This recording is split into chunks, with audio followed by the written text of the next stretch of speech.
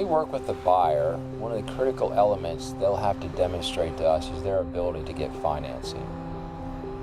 And what we do is we gather together the information the bank is going to need from a seller, and we package that together in an appraisal and prospectus. So not only is it used by the buyer, it's the same information that's going to be used by the bank in making their assessment and doing their loan underwriting.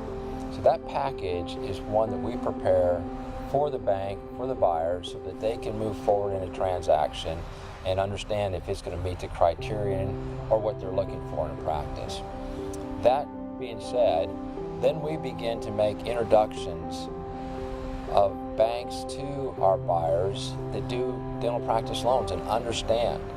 What we found is that many banks will tell you they can make a loan to a dentist for the purchase of a practice. But what they don't understand is they're not behind the scenes doing the underwriting. And a dental practice loan is not your typical sticks and bricks type of loan. They're not. When you look at the collateral in a dental practice, the tangible collateral on average might only be 25% of the practice. That's the equipment, some office equipment, supplies, that type of thing.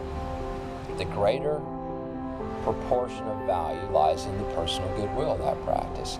One, how you can preserve that goodwill so it carries forward to the buyer. And two is, what is the value of that? And for a bank, how do we preserve that goodwill so that it will be there in the future, so this buyer will be successful?